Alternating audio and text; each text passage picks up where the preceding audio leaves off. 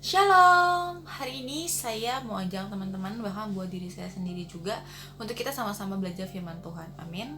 Tema yang akan saya bawakan pada hari ini yaitu hidup bijaksana di akhir zaman. Sama-sama katakan yuk, hidup bijaksana di akhir zaman.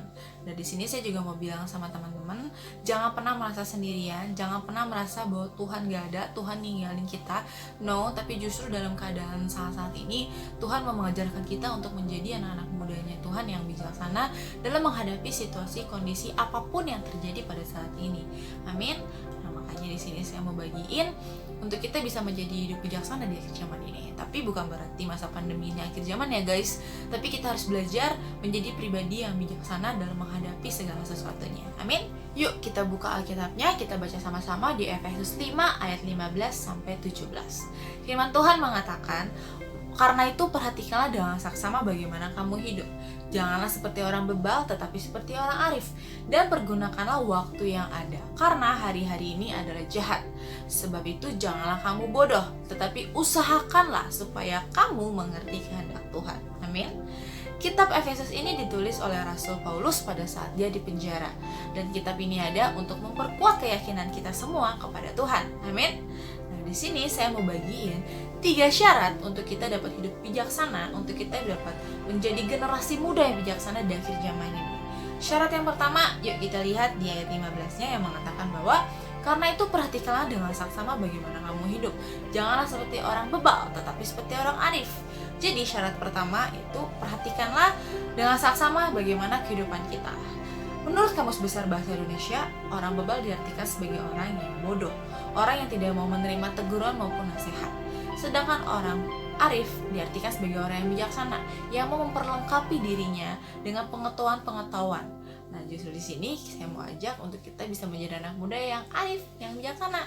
Nah, kita lihat di kehidupan kita di masa-masa sebelum pandemi maupun di masa-masa saat ini. Apakah kehidupan kita jauh lebih baik atau banyak hal yang harus kita benahi? Apakah saat-saat ini kita melakukan hal-hal yang produktif atau malas-malasan? Nah, di sini saya mau ajak teman-teman buat kita memperhatikan kehidupan kita, menjaga hubungan kita khususnya dengan Tuhan. Ada anak-anak muda yang makin jauh sama Tuhan, menjauhi komunitas, tapi ada juga anak-anak Tuhan yang tetap menjaga apinya, tetap aktif dalam komunitas yang disediakan oleh gerejanya masing-masing. Karena saya percaya masa-masa ini, pandemi ini ada, itu atas izinnya Tuhan untuk menyaring, untuk mengajarkan kita menjadi anak-anak muda yang bijaksana. Amin. Nah, mungkin di sini saya mau ajak teman-teman di masa-masa pandemi kayak gini untuk kita memperhatikan kehidupan kita gitu. Mungkin yang dulunya ya khususnya anak-anak muda ya, yang suka nongkrong, sukanya mainnya di luar rumah, nggak pernah di rumah. Nah, pergunakanlah waktu yang ada untuk saat ini, perhatikan kehidupan kita, banyak ngobrol sama orang tua, banyak ngobrol sama kakak sama adik, dan melakukan aktivitas-aktivitas yang bermanfaat gitu, khususnya untuk keluarga. Amin. Jadi untuk syarat yang pertama, kita harus memperhatikan kehidupan kita dengan saksama, menjadikan pribadi yang jauh lebih baik, dan melakukan aktivitas-aktivitas yang fokusnya sama Tuhan dan keluarga, bukan hal-hal yang menjauhkan kita dari Tuhan. Amin. Syarat kedua untuk kita dapat hidup bijaksana di akhir zaman yaitu ada di ayat 16 yang firman Tuhan mengatakan, dan pergunakanlah waktu yang ada. Jadi syarat yang kedua untuk kita dapat hidup bijaksana adalah mempergunakan waktu yang ada. Kata waktu di sini ialah kairos, bukan kronos. Kairos itu adalah waktunya Tuhan. Kronos adalah waktunya manusia yang bisa dihitung, detik, menit, jam. Sedangkan kairos kita nggak tahu, karena itu hanya Tuhan yang tahu. Nah, di sini kita belajar jangan menyanyiakan waktu yang udah Tuhan kasih, yang Tuhan memberikan kesempatan untuk kita. Ada satu pertanyaan yang saya mau tanyakan sama teman-teman gitu. Waktu adalah uang atau waktu adalah kehidupan? Waktu adalah kehidupan. Kenapa? Karena waktu adalah anugerah yang Tuhan berikan untuk kita. Kesempatan yang mungkin gak Tuhan kasih 2 kali untuk kita. Mungkin kalau kita lihat ya di masa-masa sebelum pandemi, kita ke gereja tuh bebas tanpa adanya registrasi. Senin sampai Minggu setiap jam berapapun kita datang pasti bisa, mau latihan, mau ada bikin acara apapun itu bebas. Tapi masa-masa kayak gini ada beberapa gereja yang perlu registrasi untuk kita bisa datang ke gereja offline. Karena kenapa? Karena untuk mematuhi protokol kesehatan yang ada. Nah, di sini kita diajarkan untuk menjadi anak-anak muda yang mempergunakan waktu waktu dengan bijaksana. Di masa-masa kayak gini Tuhan tuh mengajarkan kita untuk apakah iman kita tetap kuat, apakah kita tetap bertahan dalam peperangan masa-masa ini gitu, tetap memperkuat iman kita, tetap memegang iman kita kepada Tuhan. Mungkin hari ini kita setia sama Tuhan, tapi beberapa menit kemudian, beberapa jam ke depan bisa aja kita mengecewakan Tuhan, bener gak? Nah, di sini saya mau ajar untuk kita mempergunakan waktu yang ada. Jangan menyanyiakan waktu yang ada. Kenapa? Karena menggunakan kesempatan yang Tuhan kasih dengan waktunya Tuhan, itu kita harus tanpa kompromi, tanpa dosa, tanpa memaksa. Amin. Jadi syarat yang kedua untuk kita dapat hidup bijaksana yaitu pergunakan waktu yang ada. Sebagai contoh dalam tokoh Alkitab yang mempergunakan waktu yang ada yaitu Nabi Nuh. So teman-teman tahu dong kisah Nabi Nuh itu seperti apa. Tuhan memerintahkan Nabi Nuh untuk membuat sebuah bahtera yang besar banget dan dibuatnya di atas gunung. Kalau Nuh memakai waktunya manusia, dia nggak akan bisa membuat bahtera Nuh itu sedemikian rupa sesuai dengan apa yang Tuhan mau. Tapi dia mempergunakan waktu yang ada dengan waktunya Tuhan. Dari panjang, lebar, bahkan bahteranya selesai tepat pada waktunya. Dan Tuhan akhirnya mendatangkan air bah selama 40 hari lamanya. Mungkin pada saat itu banyak orang-orang di sekitar Nuh yang istilahnya mencemooh, kayak buat apa sih bikin bahtera, ngapain sih Nuh, apa sih gitu. Tapi Nuh tetap menjalankan apa yang Tuhan mau dalam hidupnya. Dia mempergunakan waktu yang ada sehingga dia dan keluarganya bahkan beberapa binatang diselamatkan. Dan saya percaya bahwa kita, anak-anak mudanya Tuhan, ketika kita mempergunakan waktu yang ada, khususnya kita tahu waktunya Tuhan, maksud dalam artinya kita tahu waktunya Tuhan, kita tidak menyia-nyiakan kesempatan yang udah Tuhan kasih. Dengan masa-masa ini, masa-masa muda kita mempergunakan dengan hidup kudus, hidup berkenan di hatinya Tuhan. Saya percaya apapun yang kita alami, apapun yang kita kerjakan, itu sesuai dengan waktunya Tuhan. Dan semua doa, semua yang kita harapkan, itu tepat pada waktunya Tuhan akan menjawab.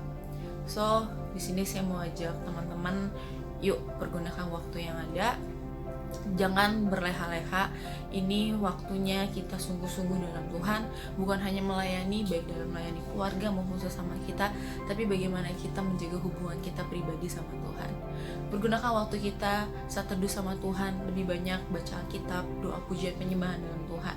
Dan saya percaya waktumu gak akan sia-sia ketika kita datang sama Tuhan. Amin. Syarat ketiga untuk kita dapat hidup bijaksana di akhir zaman ini yaitu ada di ayat 17. Firman Tuhan mengatakan, sebab itu janganlah kamu bodoh, tetapi usahakanlah supaya kamu mengerti kehendak Tuhan. Amin. Syarat ketiga yaitu mengerti kehendak Tuhan. Gimana sih caranya kita mengerti kehendak Tuhan? Gimana sih caranya untuk kita tetap ada dalam kehendak Tuhan? Tentunya saya percaya ketika kita memiliki hubungan yang intim, ketika kita memiliki hubungan pribadi sama Tuhan, saya percaya kita ada dalam kehendaknya Tuhan. Amin.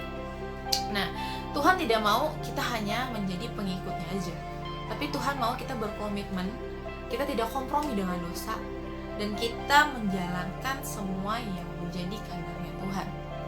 Seringkali kita asik berpikir dan mengejar hal-hal duniawi yang hanya menyenangkan tubuh kita, tapi tidak menyenangkan hatinya Tuhan. Seperti yang dibilang di Pengkhotbah 1 ayat 8, manusia itu tidak akan pernah puas. Tidak akan pernah puas. Mendapatkan A, ingin mendapatkan B. Mendapatkan B, ingin mendapatkan C, dan seterusnya. Di sini saya mau bilang, untuk apa kita mendapatkan kekayaan? Untuk apa kita untuk mendapatkan kenikmatan dunia, tapi kita kehilangan keluarga, kita kehilangan iman Kristus. Dalam arti kita menjual Kristus. Di sini saya mau ajak buat teman-teman, yuk kita belajar mengerti kehendak Tuhan, karena saya percaya apapun yang kita lakukan, apapun yang kita miliki, ketika kita mengerti kehendak Tuhan, kita merasa puas. Di masa-masa kayak gini, apa sih yang kita mau kejar? Contoh tokoh Alkitab yang mengerti kehendak Tuhan yaitu adalah Yusuf. Teman-teman pasti tahu dong kisah Yusuf. Di sini saya mengatakan bahwa Yusuf adalah tokoh Alkitab yang keren banget. Keren banget. Kenapa? Karena kita tahu ya, dia mau dibunuh sama saudaranya, bahkan dia mau dijual oleh saudaranya, tapi dia tetap mengasihi, bahkan mengampuni saudara-saudaranya. Bahkan ketika dia di Mesir, dia difitnah oleh Potifar dalam melakukan hal yang tidak berkenan di hatinya Tuhan, dia lari. Seringkali kita anak muda tahu hal itu dosa, tahu hal itu nggak benar, tapi kita coba-coba, akhirnya kita terjerumus dan susah dan lepas dari keterikatan itu. Tapi Yusuf dia tahu itu dosa, dia tahu itu bukan kehendak Tuhan, dan akhirnya dia lari. Walaupun sampai akhirnya dia di penjara dan dia keluar dari penjara dan menjadi orang kepercayaannya Firaun, dia tetap mengerti kehendak Tuhan. Dia tidak kompromi dengan dosa. Ketika saudara-saudaranya datang pun dia tetap mengampuni dan mengasihi saudara-saudaranya. Di sini saya mau bilang bahwa kita mengerti kehendak Tuhan, maka kita akan melakukan yang menyenangkan hatinya Tuhan. Setiap kita yang melakukan dosa, berarti kita tidak mendapatkan bagian dari kerajaan Allah. So guys, jangan pernah kompromi dengan dosa. Terus jalan dalam kehendak Tuhan. Amin. So, jadi kita sama-sama belajar hari ini, yaitu ada 3 syarat untuk kita dapat hidup bijaksana di akhir zaman. Itu memperhatikan bagaimana kita hidup, bergunakan waktu yang ada dan mengerti kehendak Tuhan. Jangan sampai kita menjadi 5 gadis bodoh yang kehabisan minyak, tapi kita harus menjadi 5 gadis bijaksana ketika kita menyambut kedatangan mempelai, yaitu Kristus. Ya teman-teman, kita bersatu berdoa. Bapa kami di surga, kami mengucap syukur. Kami hari ini mau sama-sama belajar Tuhan untuk menjadi anak muda yang bijaksana dalam melakukan atau menghadapi apapun yang terjadi di depan kami, Tuhan, yang terjadi saat ini. Ajar kami menjadi anak muda-Mu yang bijaksana, Tuhan. Terima kasih, kami percaya apapun yang kami dengar pada hari ini, itu kami boleh rema, itu boleh menjadi pembukti firman-Mu, kami boleh menjadi pelaku firman-Mu. Dalam nama Tuhan Yesus, haleluya, amin. Tuhan Yesus memberkati.